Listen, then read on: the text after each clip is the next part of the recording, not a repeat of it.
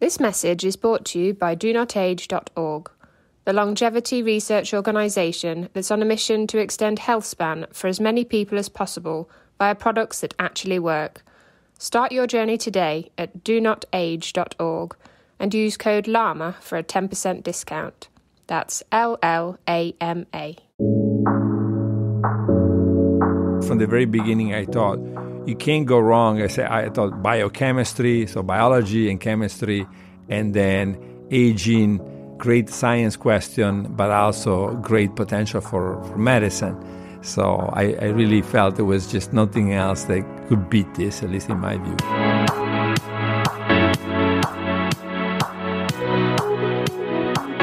Hello and welcome to the Live Long and Master Aging podcast. I'm Peter Bowes. This is where we explore the science and stories behind human longevity.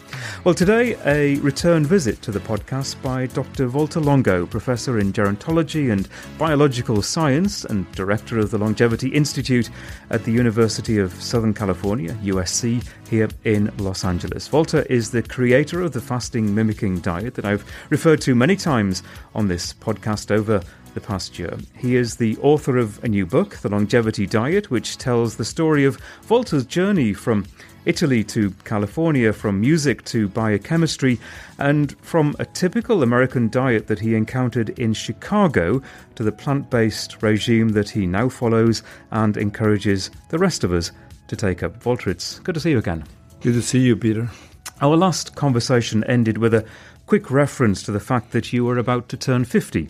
Now, that's happened in the last few months. I'm just curious, for someone who's spent a lifetime thinking about longevity, was that a milestone that was particularly significant to you? I don't know that I would call it a milestone, but certainly, I hate to have that label, and now I got it, so I wasn't too happy about it, but it's okay. I live with it. And well, you hate it, don't you embrace it? Knowing, especially you of all people, knowing what you know about the potential for longevity. No, I never liked this clock on life, and the fact that you are treated based on your chronological age. I think it's terrible, and I think at some point we'll remove it from your birth date and using that to judge people really and determine how they should act and what they should do, et cetera, et cetera. So I think it's an old. I understand that this has been the way we've done it for a long time, but I think at some point it may be good to go more about with biological age certainly and with just the way somebody is. Well, we can talk a bit about that. Before we go any further, I should say that we have talked at length before. We've done a lot of interviews. The first episode of this podcast covered a lot of what you write about in the book. So if anyone listening wants to listen to, I suppose, part one, it is episode 1. You can go to the Live Long and Master Aging podcast website. That's lamapodcast.com. Listen to the first interview. We might skirt around some of the issues that we talked about first time and try to cover some new ground here. So let's talk about the book and why you decided to write it. And I noticed that you say in the book that you postponed writing the book for quite a long time because you wanted to be sure that your recommendations caused no long-term side effects. So you clearly got to that point that you were very comfortable with what you were doing before you wanted to share it. Yes, so I wrote the book 10 years ago, and I got very close to publishing it in Italy, and then I just stopped. And it was finished pretty much. And I think one of the reasons why I stopped was that I felt that there was a lot missing in terms of epidemiological studies of centenarians, clinical studies, etc. So yes, I thought it was a great idea to postpone. And now I felt the opposite. I felt that it was just a bad idea to keep postponing it because, of course, you can never get to complete certainty. But the data, our own data, but also the data from many, many laboratories and hospitals that I collected was overwhelming. And I just felt, in the worst scenario, this will do good to you. And you are really your own guinea pig, aren't you? You live the story yourself. And in a sense, you've seen your own personal results. Yes, I always, of course, that's key.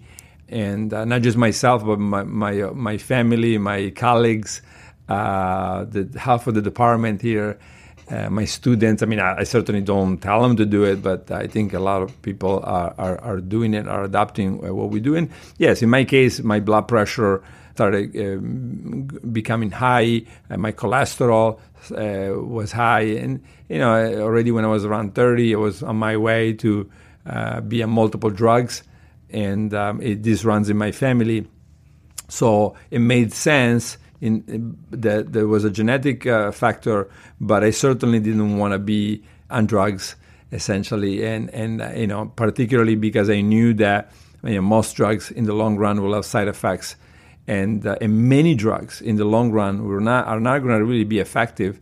They may help you with something and hurt you with something else, and so this is why I started adopting my own. And of course, I was a student at Roy Walford back in graduate school, and Roy was one of the nutrition and longevity pioneer, probably the nutrition and longevity pioneer in the planet. So it was a good place, and he certainly was using diet to control his cholesterol and his blood pressure, etc. The problem with what he was doing was that I think it was calorie restriction, and it was also good and bad, like drugs. And it was just a matter of figuring out, how do you keep the good and eliminate the bad. Are you completely off drugs now? You don't take any hypertension medication or anything like that? I never took any drugs. Yeah. Oh, so you never even started. You're getting to the point where you might have done. Well, I was getting to the point where I had to do it. My blood pressure was 140. My cholesterol it was way over 200.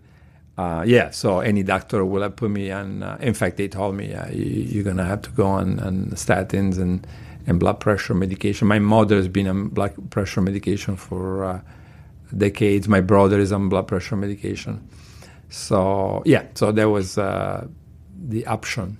You just mentioned, I want to delve more deeply into the fasting mimicking diet and other aspects of the book, but you just mentioned your family, and there's a nice story about your father in the book, and he is at a great age now. He has suffered some health problems, but at a great age he's started to eat chocolate. Yes, so and this actually I wrote my second book in Italy, but as part of the second book I went around Italy and really visited all the centenarians, all the people that had record longevity, and from all kinds of regions. And I really like this group of people, which includes my father, that basically finds, in a very advanced age, finds this pleasure in simple things like chocolate. I couldn't eat it all these years, and now I'm just gonna go ahead and have it.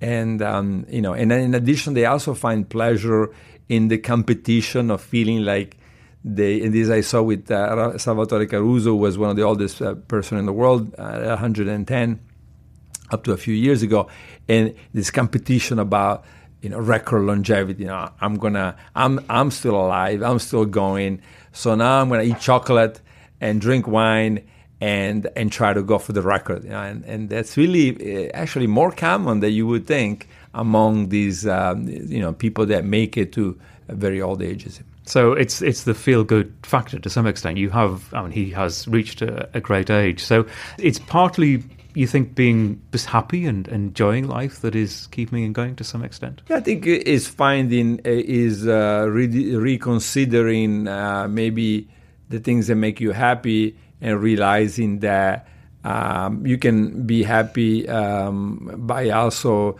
focusing on simple things and focusing on the competition. I'm still here. A lot of my friends and people that I knew are not alive anymore, and all of a sudden you realize that that's something to be positive about. That's something to be happy about, and so and together with the little things, it just gives you the strength to not only go on, but maybe go on in a positive way. So, as I say, it is in part a personal story about your journey from Italy to the United States. You came here as an aspiring rock star, as a musician initially, and I think that's what took you to Chicago. You very definitely, at that point in your life, you did want to be the rock star. I was interested in your observations about people, and especially your family in Chicago, and that's really your first encounter with the typical American diet and how it was affecting your Italian relatives. Yes, so my Italian relatives, and most of them were 100% Italian. So genetically, they were just like everybody back in southern Italy. And a lot of them were developing diabetes and cardiovascular disease. And so I thought this was not really, I don't remember anybody in Italy having the same problems. And so, yeah, it was just at the time I didn't think much of it, but certainly I thought strange why all of a sudden all these relatives are getting these problems, which were not very common in my family back in Italy. At that point, music was your focus, but you had this interest in longevity, I think, since being a child, observations of older members of your family. But it wasn't until you got into Texas and you started studying music that something clearly happened in your mind to think, look, I can't make a career out of music, but studying longevity and seeing how we can live longer and better, there's a goal there, there's an aspiration there that you really wanted to achieve. Yeah, so I think I was just waiting for an excuse to go do what I wanted to do. And for the longest time, music was what I told everybody I was going to do. And I love music, and I played for many more years. I still do. But I think longevity and aging was what I was very interested in doing. And so when they asked me to direct a marching band, that was my excuse to get out. And I said, I'm not going to do that. I can't see you doing that. Yeah, it was not going to happen. And so that really pushed me to do this. And I just, from the very beginning, I thought, you can't go wrong. I thought biochemistry, so biology and chemistry, and then aging, great science question, but also great potential for medicine. So I really felt there was just nothing else that could beat this, at least in my view. Okay, so let's talk about some of the detail in the book. And you spell out quite early on in the book your 5 pillars of longevity. Can you just explain to me what the thinking is behind those 5 and how they apply to how we can live our lives, what the longevity diet is? Yes, so the 5 pillars, of course, I read a lot of books about diet and longevity or diet and disease. And what I think was clearly missing, I thought it was a lot of one-pillar books, right? So it may be somebody that was a doctor and said, I had a lot of patients in my career, and here's my diet. And that's one pillar, right? And or it could be somebody that was an epidemiologist, looked at a lot of population studies, and here's my diet. And I thought that, this is a very good way to get it right and wrong at the same time, because you can interpret one pillar results in many, many different ways. And so it was very important to have a method first. And the method, in my case, it was based on 5 pillars, and really think very hard about, what is it that will make this difficult to fall apart. And so it was clinical trials. First of all, basic research focused on longevity. Then clinical trials. Then epidemiological studies, studies of centenarians, and studies of a complex system. How does a car or a plane age?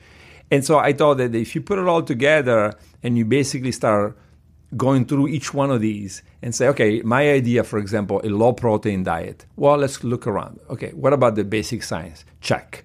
Definitely low-protein diet over and over and over, whether it's a mouse or a worm or a yeast, it works. Extends lifespan, etc.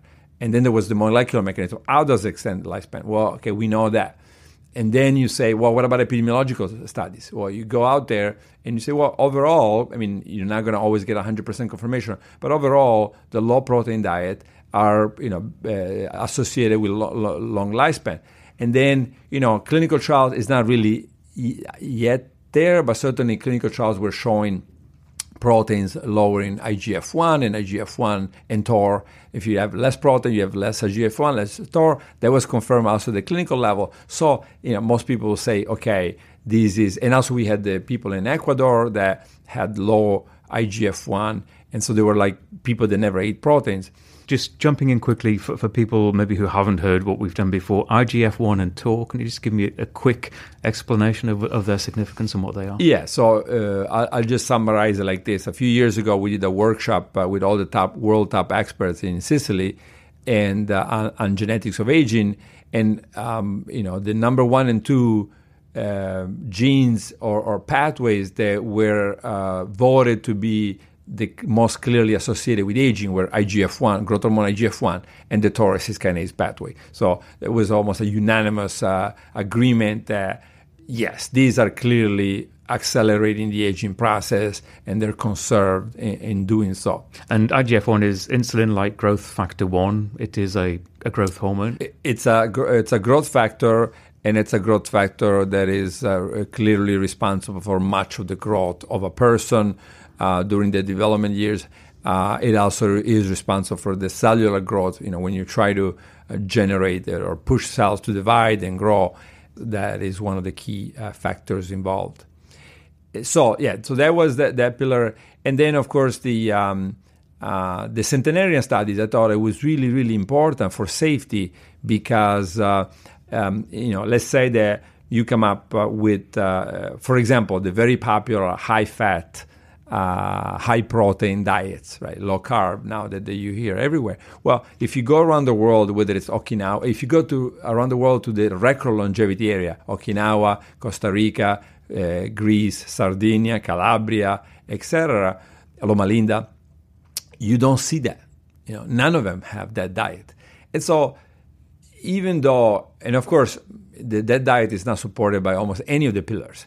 But let's say, even if you had a couple of pillars that support it and say, well, the high protein, high fat diet makes mice live longer, which is not true. But let's say that you had that, then, if you don't have the centenarian part, then you have to wonder, is this a good idea or not? And so this is why epidemiology is so important with longevity studies, because longevity by its very nature makes it very difficult to do very long-term clinical trials. So you need to make observations of people and communities in different parts of the world living under different circumstances, and then pulling all the threads together and looking at the common factors that in many cases just leap out at you. Yes, you have, it's very, very, you can do, it was done for monkeys, and that was already a big achievement in the last 25 years, the studies on longevities of monkeys. But it cannot be done for people, obviously. So you have to do it by having multiple pillars and really extrapolate from that. And by the time you get to the 5 pillars, you get a pretty good sense of what's good and what's bad. Okay, let's delve into what the longevity diet is. What is with all of your research experience and personal experience as well, can you describe the lifestyle? You've mentioned low protein, but there are other factors as well. How do you apply a longevity diet, and how does fasting mimicking fit into that? And we'll continue this conversation in just a moment. Hey, quick question for you. Are you someone who wants to be fit, healthy, and happy? And what if I told you could get your dream body by simply just listening to a podcast? I'm Josh. And I'm KG, and we're the hosts of the Fit, Healthy, and Happy podcast. Listen, we get it. Fitness isn't easy. Carbs, no carbs. Just stop, okay? It doesn't have to be that complicated. And that's why we made this podcast. We get straight to the facts so you can become your best you. So the way to check us out is click the link in the show notes or search Fit, Healthy, and Happy podcast on any of the major podcast platforms. We'll see you soon. Yeah, so then the longevity diet, the everyday diet and the fasting mimicking are two separate things. And in fact, the better the diet, the everyday diet that someone has, the least you have to do the fasting mimicking diet. But I put them together because I really felt after this close to 30 years of work that I've done on aging, actually 30 years now. I think I started in 1988 with Robert Gracie in Texas doing aging research. So I felt that the FMD, the fasting mimicking diet, is very important because a lot of people don't want to change the diet. So what is the everyday diet? First of all, as I mentioned, it's a low protein. It's a mostly vegan pescatarian. So why is that? Well, if you push people to do a vegan diet, you're going to get a lot of good and a lot of bad. Why? Because many people are going to become malnourished. And so if you instead have a pescatarian diet, and now fish contains B12, for example, it contains essential fatty acids, etc., now it's much less likely that you're going to get malnourishment from this eating two or three times a week fish and then having otherwise a vegan diet.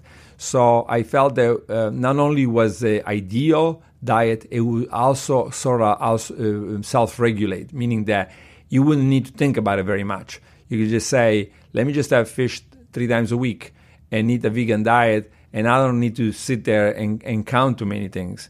And that was really important. And the other factors are high nourishment, as I just mentioned, the B12, the essential fatty acids, but also the calcium, the vitamin D, zinc, etc. All these things are very important for nourishment. And that's, I think, also a problem with some of the calorie restriction studies, that by pushing the system to an extreme, there was a lot of benefits, for example, in diabetes and cardiovascular disease and cancer, but then there were probably a lot of problems generated by pushing the people to some form of malnourishment. And so, that is a problem. These, you say calorie restriction, these are people who believe in permanently restricting their calories and might live on 1,700 calories permanently. So reducing what is considered normal by a very significant percentage, but they do it every day for forever and a day. Right. They do. This was Roy Walford recommendation, and of course, he didn't do it very much himself, right? I mean, he said he'd done it, but when he did do it in Biosphere 2, he went and did a human calorie restriction trial in this place in Arizona, where they were locked up essentially for 2 years.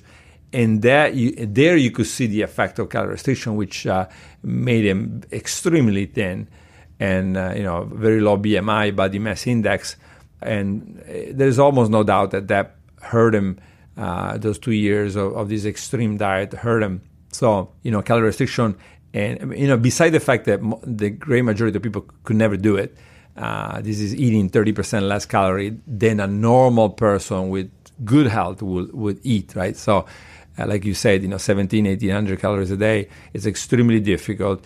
And then even if you could do it, then you'll have as many problems as you have solutions. So it's not the way to go. So I think it's much better to focus on food composition. And also in the book I talk about, for example, a very specific type of time-restricted feeding. This is work by Sachin Panda and others. But to me, it was also important. So time-restricted feeding basically say, how many hours a day should you eat for, right? So should you go, as Americans now do, and many countries around the world, start at 7 a.m. and go all the way to midnight? Or is that bad? And I think that if you look at some of the recommendations by dietitians, this idea of eating 5 or 6 times a day has really helped extending the number of hours that people are eating. So when Panda and colleagues looked it up, people were eating for 14, 15 hours a day. But now it turns out that now people are going the opposite, and they're eating for 6 hours a day. And both have problems. For example, very few people, when I go around and talk, I always get this question about can we do time restricted feeding? And almost nobody knows that if you go past the 12 hours, you have a major increase, for example, in gallstone formation.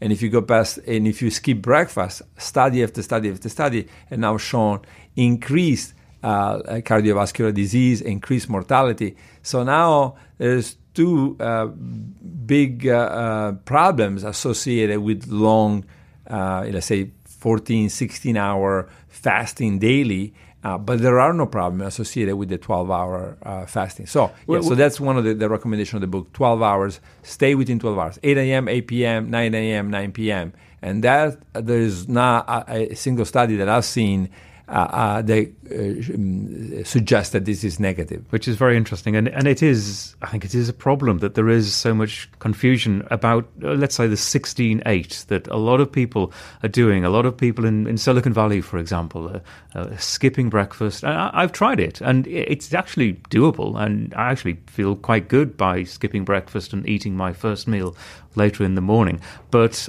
as you say, there are studies that show that it isn't necessarily good for you. And I suppose studies are saying that it's bad for you, not necessarily good. Yeah, exactly. So there's evidence that shows it's actually bad for you. But nevertheless, it persists as one of the many options that people can choose to try. Yeah, exactly. And this is exactly the idea of the book, is to say, because when I go around, I get the questions from doctors. I get the questions sometimes from experts, right?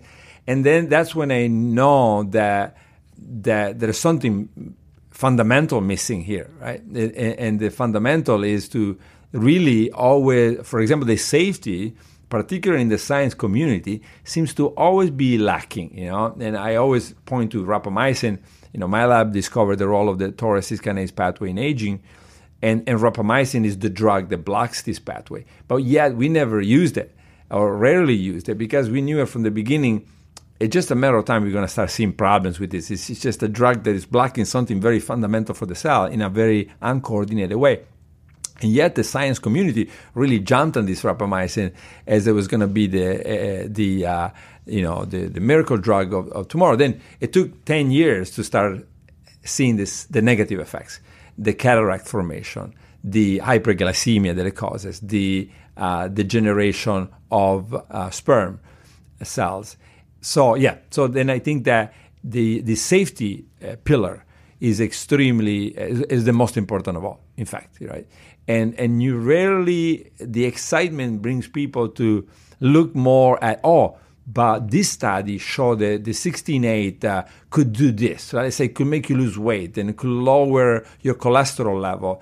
And in the aging field, another one of the pillars, the one thing that we always point out is you can't look at anymore at just what it does to one thing. You have to look at overall, is it going to make this person live to 110 healthy, or is it going to increase the chance of getting to 110 healthy or not? And that's how the recommendation should be identified, and obviously they're not. Do you think 110 is a reasonable aspiration, knowing what we know, what you know, that it is possible for a large number of people? Yes. So, I followed in the past 10 years Emma Morano, who got to 117, and Salvatore Caruso, who got to 110 in Italy. So it's obviously, these are very rare longevity records.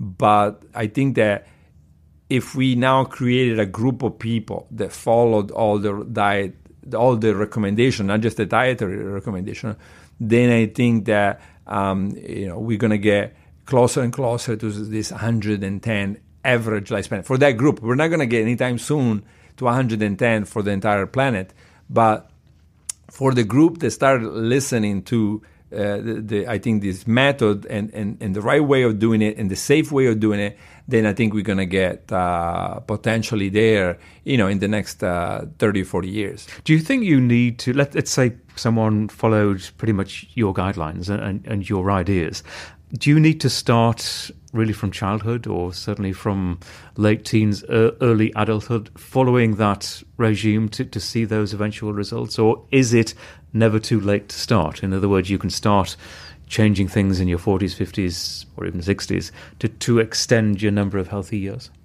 Yes, it's never too late to start. Our first study with the fasting mimicking diet, for example, but also the studies with all kinds of interventions by others, many of them are started in middle age, and if not even later ages.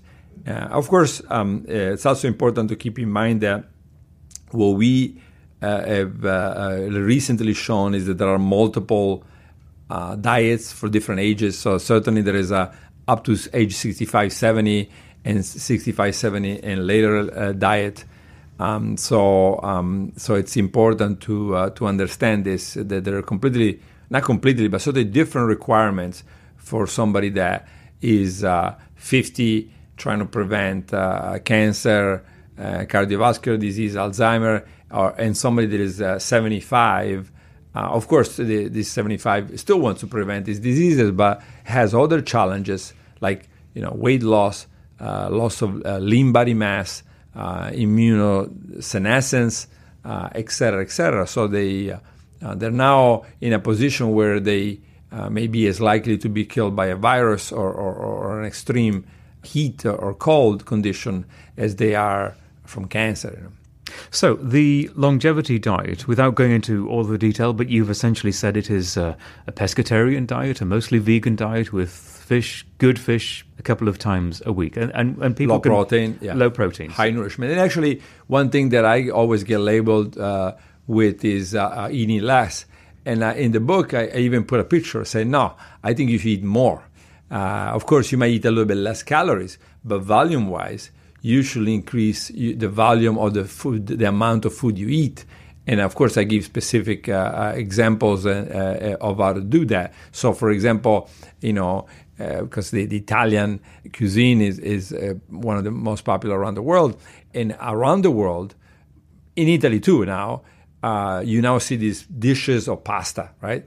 As you see in Asia, these dishes of rice, right? So it doesn't really matter whether it's pasta or rice.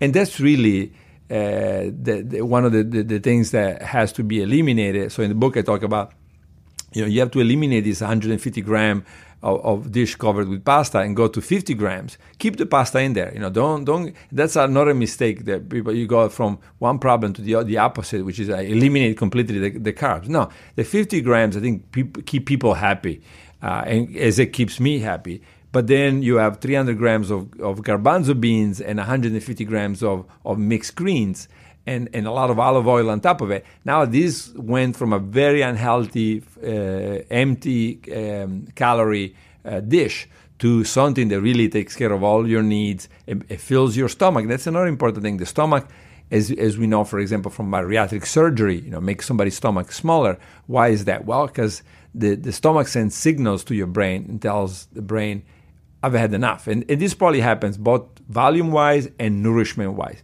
If you give the right things, if the right nutrients are reach the system, then the system recognizes that and says, okay, and gives stop eating signal itself. So volume and also nourishment, these are very important in preventing somebody from overeating. And once you had a lot of food, there's also no room for bad food, which you might be thinking about. So let's talk about the fasting mimicking diet then, and how that diet fits in with your bigger picture of a longevity diet. Is the FMD something that you still recommend mostly for at-risk people, or is it something that all of us you think should be using every couple of months, maybe a couple of times a year, to supplement what we're doing every day? The fasting mimicking diet, I say in my book, it should be done when you need to do it. Why is that? Well, we have no indication of any negative side effects, but you always have to think about the worst case scenario. And, and even with minor ones, you want to say, how many times does this person need to do it and why? And until, of course, once 10 million people have done it, and we can show that people that have been on the fasting mimicking diet live 10 years longer, then everybody should do it as frequently as possible. But and in the book I say, well, if you are somebody that is obese, has high cholesterol and high blood pressure, then you probably need to do it once a month until you move to a better range or a different range. Because then I say, if you're overweight and you do it and you have two risk factors, then you do it once every 2 months and down from there, right? So all the way to once every 6 months. If you're an athlete, you're a 32-year-old athlete that has a pescatarian diet and otherwise follows almost everything that I said in the first part of the book, then that person probably only needs to do it a couple of times a year. So let's address some of the questions that, as you know, I've done the fasting mimicking diet many, many times over the last few years since your clinical trial that I was part of, and that was 2013. I get the same questions over and over again. Yes, that long ago, 2013. Yeah. I get the same questions. And one is, can you create your own fasting mimicking diet? Can you use the foods in your refrigerator or that you buy at the market to try to mimic the diet that you have created that comes in little white boxes, and it has day 1, 2, 3, 4, 5, and it's very simple. You just eat what's in the box. And that's the only FMD that I've ever done. But people want to try, and let's face it, you've got to pay for the fasting mimicking diet, and it costs a few $100s. Can you create it yourself? No. And the reason you can, I mean, when I wrote the Italian version of the book, I made a big mistake. And the big mistake was you could do it with the kit, with the Prolon diet, or you can go to somebody that knows what they're doing, and they can make, of course, I excluded make it at home. But I said, you can go to somebody and they can explain to you how it is that you do your own fasting mimicking diet. And then we started getting the emails from patients, lawyers, and doctors, right? And all of them said, I mean, of course, the ones that benefited from whatever improvised version, they didn't say anything.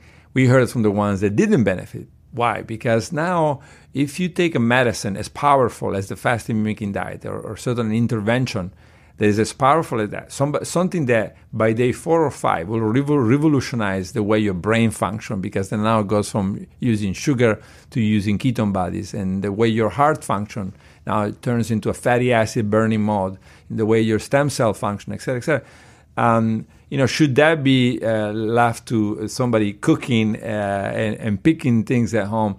No, it cannot. And there is many, many reasons for that. So we had people that went to the emergency room that improvised the diet at home. People that, went to their doctor saying, I did this, I'm not sure, or this nutritionist told me to do this, I did it, and now this happened to me. And so many of these cases, and also lawyers, and I started hearing from people saying, you better tell everybody to stop doing this, because you're going to start seeing even bigger problems soon enough. And there was one. Luckily, I immediately, months and months before, said, stop. I mean, bad idea that I had, stop. But then there was a neurologist in Italy following a multiple sclerosis patient. And he had the bad idea to tell this lady, go home and do 3 weeks of fasting, or, I'm not sure what kind of fasting he recommended her to do, and the lady died. And so that was, I think that the confirmation that, why did she die? Nobody knows. But for sure is that taking this powerful intervention and allowing somebody in a hotel room or wherever she was to do it like that with no supervision, and in this case, such a length. And that's another thing you can control. Once you tell people, once you give people the ability to do something at home, you completely lose control of the way it's done. It doesn't matter what you say. It matters how they interpret it, and how they may say, oh, but if I do it for this, I can do it for that. If I do it for 5 days, I'm sure I can do it for 12. And that's what you have to consider. And that's where the disasters start occurring. And but also in the way it is composed, in the mistakes. A person out there is not a pharmacist, so they don't know. How many times I can count the number of times where I told journalists 0.8 grams of protein per kilogram of body weight per day, and I can count the number of times when they came back and say, "Well, did you mean weight of protein or weight of food that contains protein?" Now, between the weight of protein and the weight of food that contains protein, there is often, if it's vegan, there is a tenfold difference, right? So you see how easy it is and this was journalists. For misinformation to spread. Misunderstanding, right. and just saying, is food, how could it hurt me? And that's where the responsibility then comes back to us. And I don't mean in a legal way, but I also mean in a personal way.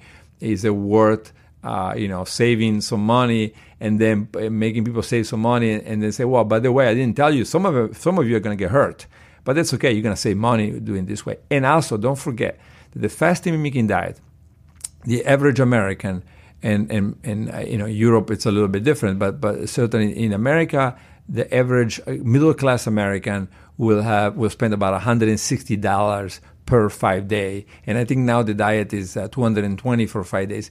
So the difference, if you do it 3 times a year, it's it's a $60 difference.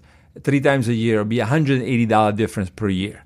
And this is the reported official overall consumption for coffees and everything you eat or drink for 5 days. So caution is the watchword. You don't recommend anything but the official fasting mimicking diet. And even for those people who use the proper boxes and the proper diet, they still need to take medical advice before they start to do it, because there are several groups of people for whom this just is not appropriate. Yeah, no, not anymore medical advice. What they do now, and by the way, I don't make a penny out of any of this, so I don't take consulting. All the shares that I have in the company will go to Create Cures Foundation that I started a few years ago. So certainly am not saying any of this so that I can benefit my pocket. But now there is a screening method, so that the company screens people and says to establish are they healthy or not. And if they're healthy, then they just basically have an opportunity to talk to a nutritionist, and that's it. If they're not healthy, then the doctor needs to be involved. And then, there is all kinds of exclusions. And of course, there is exclusions even if you are healthy. For example, if you're anorexic, if you are over age of 70, if you weight, if your BMI is too low, etc. So these are some of the exclusions for healthy people. But then the other ones, of course, are going to be up to the doctors that are following the patients. Actually, you mentioned an exclusion if you're over 70. It brings me to actually a question that I've had from a listener to this podcast and who heard your first interview with me, Christopher Dunham. He listens in the UK. Asks a question about the diet related to autophagy. Now, maybe you could just first of all explain what autophagy is and its significance within the diet. And his question or his concern is that there could be negative consequences for older people, and he wonders whether there is a cut-off point for the FMD, especially as it applies to autophagy and how it affects the body and especially older people.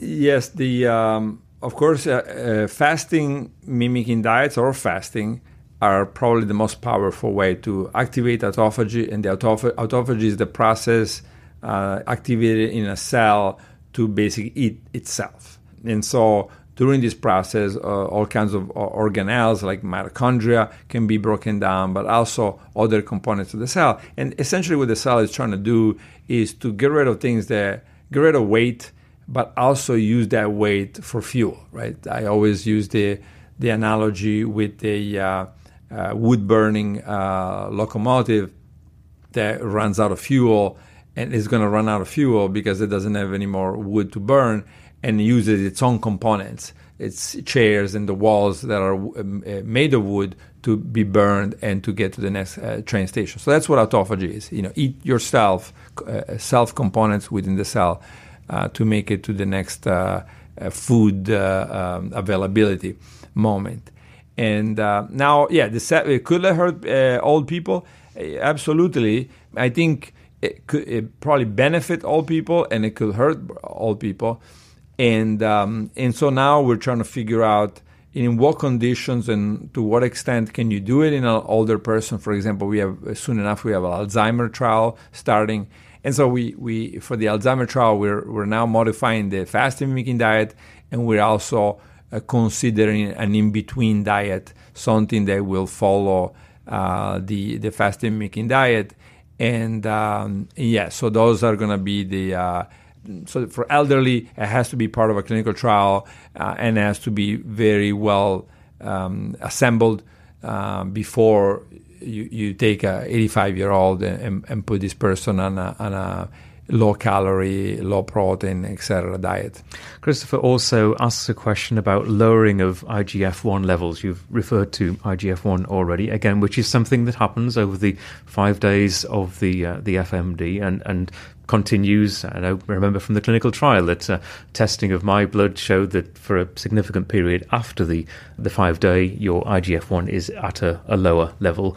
I suppose hence the periodic nature of the fasting diet, that you come back a few months later, your IGF will have risen again, but then you knock it down. Just broadly explaining what happens. He asks whether low IGF-1 levels can actually be negative, and what is the cutoff point? What is optimum in terms of IGF-1? Do we know that? The low IGF-1 can be negative. Of course, there is a systemic circulating IGF-1, and there is local production of IGF-1. So in many cases, the local production is more important than the systemic. So, and those are two different things.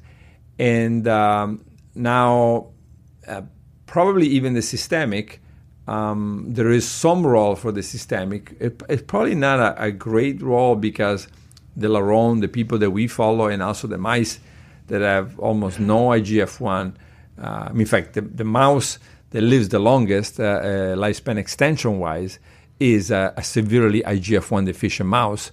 And these deficiencies due to growth hormone or growth hormone receptor deficiency. So, and the people that we follow in Ecuador that have extremely low IGF-1, circulating IGF-1, they don't get cancer. I mean, they rarely get cancer, diabetes, etc. And you've been down there and you've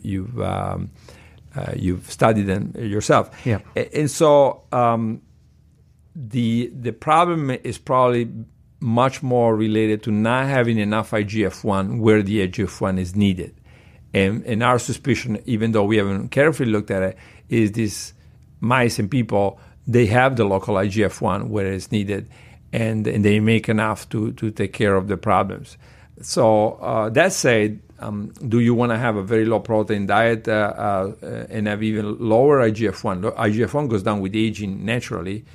And so we suspect, based on our work, that that's not a good idea. In fact, we suspect that you might have to increase protein intake a little bit, go from a low to a moderate level of protein intake as you get to 65 and 70, just because the system, the circulating IGF-1 is already so low by then that by having a very low protein diet, you may make this even lower, and maybe to most people, this is potentially a problem. And it may have to do with the systemic IGF-1, but it may also have to do with the local, what's called autocrine, paracrine IGF-1, the IGF-1 you make, let's say, in the brain to stimulate the growth of neural stem cells, or in the muscle, to stimulate the growth of muscle cells. Of course, IGF-1 isn't something that most of us can monitor. It's not a test that's ordered by your doctor. Oh, no, it is. It's your annual physical.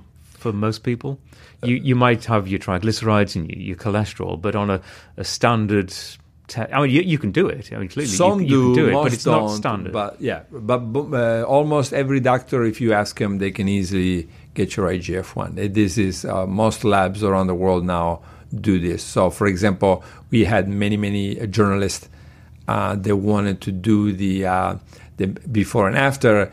And we never heard of somebody coming back and say, I couldn't find a doctor that could get me that. So it means this was from Australia to the UK, to Italy, to the US. Yeah, exactly. I mean, but I suppose my point is you need to ask for it. It's not a routine test. No. For most people, it is routine. I've seen it included in some various, maybe like more sophisticated clinics. But I would say, probably the great majority of clinics and doctors will not include IGF-1 among your standard biochemical tests. Yeah. One other thing I want to talk about from the book, and I know we're running short of time, so we'll get to this because it really fascinates me. You don't like labels, and you think people can be confused by, let's say, the use of the phrase intermittent fasting. We've talked about periodic fasting with the fasting mimicking diet, the confusion that is caused there. Some of the others that we can get to, the Mediterranean diet, which is often quoted. but people maybe don't really fully understand what they're referring to when they talk about a Mediterranean diet. So let's tackle intermittent fasting versus periodic fasting first. Yeah, so these do tremendous damage, right? Because it's one thing to not know and realize you don't know. It's very different if you think you know and you don't know. Right? Because, for example, with intermittent fasting, it's a word that now all journalists are using, and people on the street now think they understand it. And of course, it means nothing, right? Because it can go from not eating for 8 hours, right, to not eating for 60 days, right? So what does that mean? I mean, that's how it's being used, right? Because in our case, for example, it has nothing to do with intermittent fasting. Obviously, it's done on a need base, meaning if you need to do it, it could be that this year you do it 10 times and next year you do it 2 times. So there's nothing intermittent about that. It's like a medicine. You use it when you need it. And but also if you keep out this periodic fasting, to use the word intermittent fasting to have, let's say, the 6-hour fasting period and the 1 day and the 5-2, it's really grouping together completely different things. For example, it's not for the purpose of getting into a ketogenic mode, so a place where the body is starting to break down fat, mostly visceral fat, which generate fatty acids and ketone bodies. You need a couple of days, right? So, if you don't wait 2 days with either a fasting mimicking diet or no food, that's not going to happen. And also to start breaking down cellular component, that needs a couple of days to get there. So it's very important to stop using these words that are umbrella words that don't mean anything and start saying, well, what do you mean? Are you talking about time-restricted feeding? Yes. And which one? Because some of it, as I just mentioned, is bad, and some of it is probably pretty good. So 12 hours is clearly very good. And 18 hours is clearly not a good idea. And 4 hours of fasting is clearly also not a good idea, or 8 or 7 hours. So I think that I know that a lot of journalists like to keep it simple, but that's just tremendous damage by doing this. And the other one is Mediterranean diet. I mean, find a person around the world that hasn't heard this word, and find a journalist around the world that understands, as I point out in the book, that the effect of the meta-analysis, so the review of all the studies done, shows that even if you adopt a true Mediterranean diet, which most people don't know what it means, the effects on diseases are between 6% and 13%. So that means that by adopting that diet, you'll have minimal effects compared to whatever diet that particular control population might have.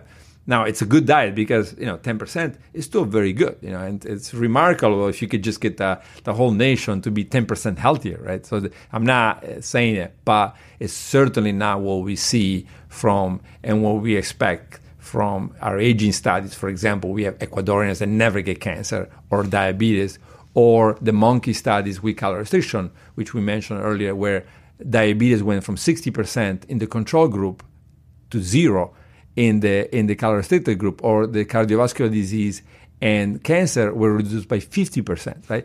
So, these are obviously realities now, which we can achieve. So by using words like intermittent fasting or Mediterranean diet, we are really blocking people from identifying what is it that, in fact. And another example is like the Okinawans, the historic Okinawans versus Japanese versus American risk for disease, right? In many cases where there was cardiovascular disease or certain cancer, there were 3 to 10-fold differences, right? And so the question is, how do you get everybody to have these benefits, these are remarkable. Even if you get halfway there, you might have a 2-fold change in your risk for cancer. All these words then are noise, preventing people from getting to the right diet. And the other word, one other word that, or maybe it's an expression, everything in moderation, is another one. You're smiling already. It's something, and I've got to admit, I'm quite guilty of this. I use the word moderation quite a lot. I say moderation in diet and exercise, not moderation in cigarette smoking. No cigarette smoking is good, but generally exercise and diet. Why don't you like the word moderation? Because people like the Mediterranean diet, moderation is used for people to do whatever it is that they want to do. Because, and this is why in the book I talk a bagel. If you ask people, well, how many calories do you think it's in a bagel? They'll say, I don't know, 100 calories. And so, in fact, it is between 300 and 800, depending on what you put on top of it. So it's 3 times to 8 times as much or something like that. And so, in your view, that bagel is, of course, 100 calories. And you're thinking, if I'm having, 2,000 calories should be what I should be eating, or 2,200 or whatever. Well, they can have 22 of these a day, right? And you start thinking like that. And that, of course, in your head becomes moderation because, in fact, that's a recommendation. You should have 2,000 calories. So that is a problem with words like that because they really allow people to eat whatever it is that they feel is moderation. And the moderation is based on their understanding of calories, content, etc. And you'd be shocked when you ask people about their knowledge. How many people have very little knowledge of what food contains. And I mean, I'm not saying it's understandable. They're not experts. This is not, I mean, if you ask me about, an engine of a car, I know very little. And it's not my job. And this is why I don't pretend to know the details of what it contains and how it works. And so I think that we need to move into simple. I don't want to make it complicated. I mean, the book tries to be as simple as possible, right? But and in Italy, the one comment that I heard from everybody is like how simple it was. It was like there's no doubts about what you're saying. And there's also you don't need to go around with a scale or with a manual. I mean, once you got it, you got it, and that you can maintain it. And centenarians have had similar diets, and there were no manuals. So I think, it's important to stay away from these words that are easy to say to mean nothing. And you say, and I've read the book, and it is a great book, and it is relatively simple. I think the anecdotes that go along with the scientific information kind of melt together and help you understand what you're trying to say.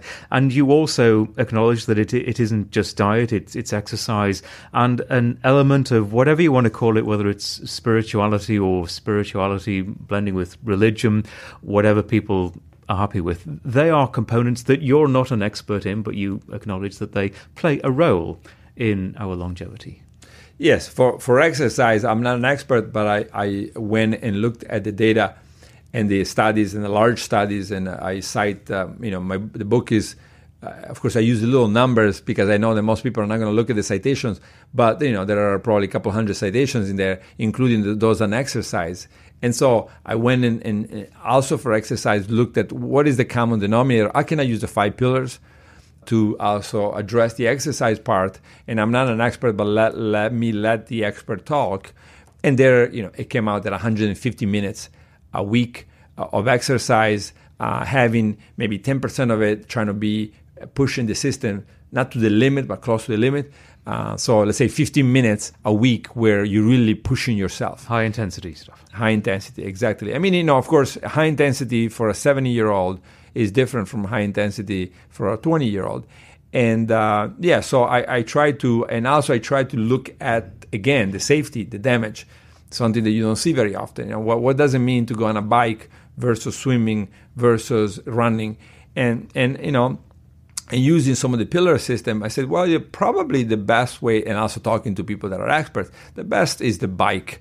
Biking really seems to have all the benefits and not much of the detrimental effects. It's running, easier on your joints. It's much easier on your joints. You really don't have this continuous impacts, so those are some of the things that I felt it was fairly straightforward. And after a year and a half that the book has been out in Italy, I had 0 complaints from experts. I mean, I was really surprised. I thought I was going to get a lot of complaints from a lot of people. But I say technically, amazingly, I received 0 complaints from doctors And I'm not making this up. And zero complaints from kinesiologists or experts of either exercise or diet saying, well, I'm sure there's somebody's going to complain at some point, maybe in the United States or the UK. I'll have my chance to hear the complaints, but that hasn't happened in Italy, so I feel pretty good about that. That's good to hear. And just on exercise, you recommend an hour a day of quite brisk walking on a regular basis? Yeah, so on top of the 150 minutes of exercise, I basically, all over the world, notice how people are not doing what they're supposed to do with their body anymore. So, for example, at the airport, everybody gets on the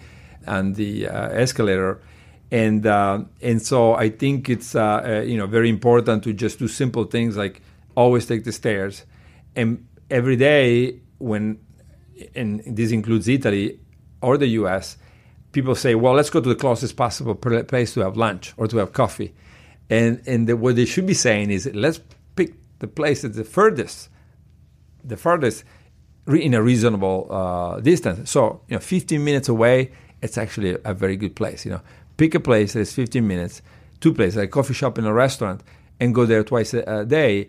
You just walked an hour, and that will happen all the time. Another thing that I recommend is have something at home that you can exercise with. So I have a stationary bike. That's very important, because sometimes I do get an opportunity to take a bike like yesterday and do 2 hours, but people are busy, they have children, they have all work, and if you have it at home and you have a stationary bike and you have one that you can tighten up and make it like as if you were going uphill, and then you have almost no excuses. You can work and do that for 30 minutes every other day, so that's important. So yeah, but the 1 hour a day walking, it's I think very important. Stay active like that, and you feel better, and really there's very little wasting of your time. I think and most people can do it.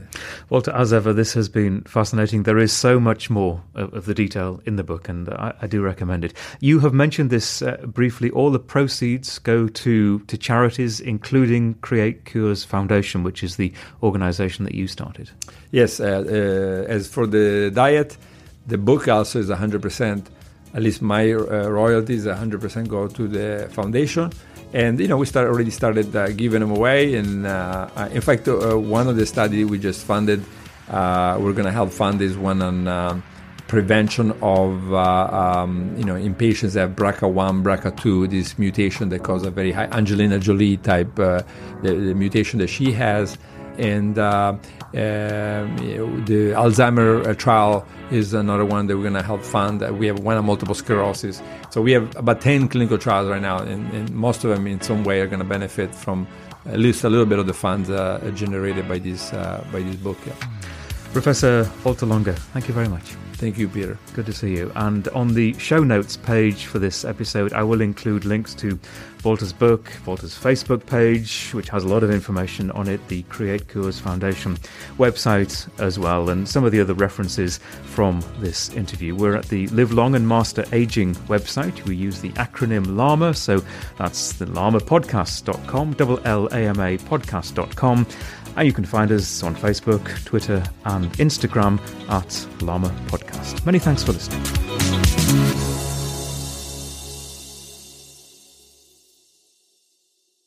Health optimization is what this podcast is all about, and that means taking care of our mitochondria, the energy centers of our cells. Physical strength, avoiding frailty, is key, and that's why the science behind urolithin A and the work of Timeline Nutrition is so interesting. You can find out more and get a discount code at our website and in the show notes for this episode.